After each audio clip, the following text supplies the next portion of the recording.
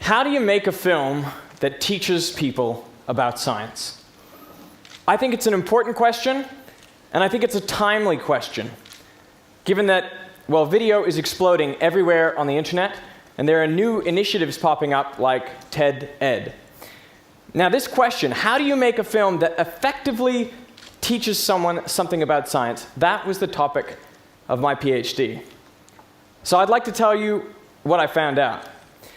I went to the University of Sydney, and I took all the first-year physics students, and I tried to teach them about the basic laws of motion, Newton's first and second laws. So I sent them away to their homes, and I asked them to go online and sit a 26-question multiple-choice test. Here's a sample question, just so you get a feel for what I was asking them. Imagine a basketball player shooting from the free throw line. After he releases the ball, the forces on the ball are A, upwards and constant, B, upwards and decreasing, C, downwards and constant, D, downwards and decreasing, or E, tangent to the path of the ball. I want you to take a minute and think about what you would answer, and think about what you think other people might answer, okay? So then we would get the students to rate their confidence in their answers. How confident are you that this is correct? I should mention that that is not the exact Likert scale that I gave them, but it's, gets the idea across. Okay. And then I would randomly assign these students to watch one of several videos about Newton's first and second laws. They lasted about 8 to 10 minutes. So in a standard exposition video, I would say something like this to them. Well, we would state Newton's laws, and then we would apply it to a real-world example, like a juggler. I can't juggle, so I've got one ball. Anyway, so we would say something like, while the ball is in the air, there's only one force acting on it throughout its flight. That's the force of gravity. It's constant, and it's downwards. We'd actually animate a little arrow on the ball as it goes up and down in slow motion. Okay, so obviously the answer was C, whereas most people usually pick B to that question. Okay, so after watching this video, the students would sit the exact same 26-question test. I wanted to see, had they changed their minds about any of those questions? And I also interviewed a couple students to see what did they think about the video. Did they like it? Did they think that they learned something from it? And here's what they told me.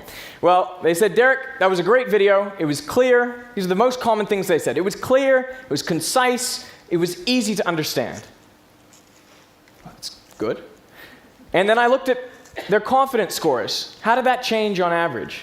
Well, on average, it improved by about a point. Okay, everything's looking good, but how much did they learn?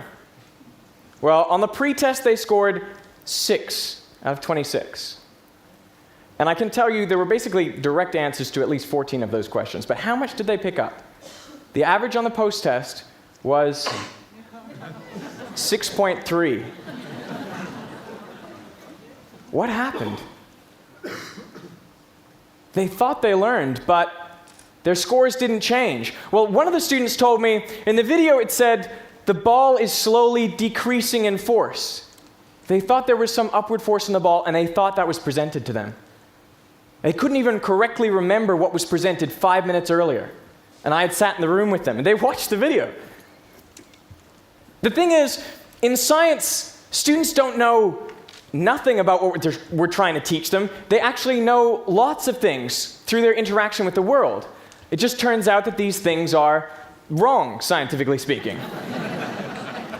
So when you present something, the student thinks they already know it, and they don't really pay utmost attention. They don't realize that what's being presented differs from their prior knowledge, and they just get more confident in those things that they were thinking beforehand. So actually, a clear expository summary is worse than no instruction at all. I mean that very seriously. So how do you get students to engage? Well, I tried a different approach. I put 2 people in a video, and I got one to voice the common misconceptions.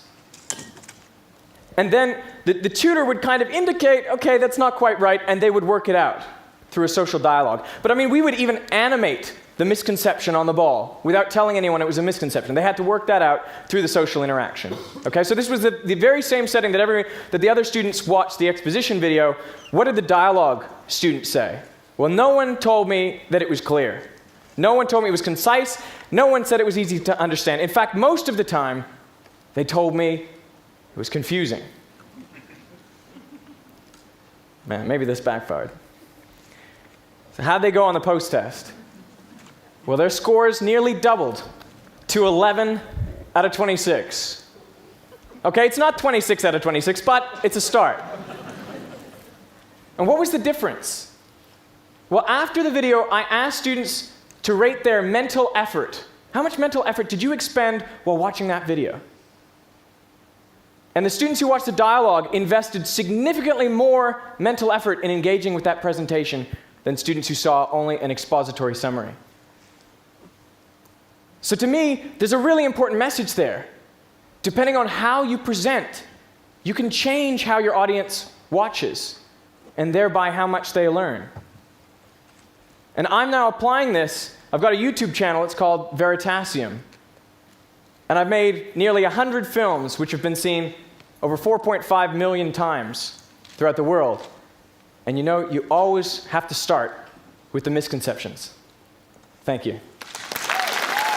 Thank you.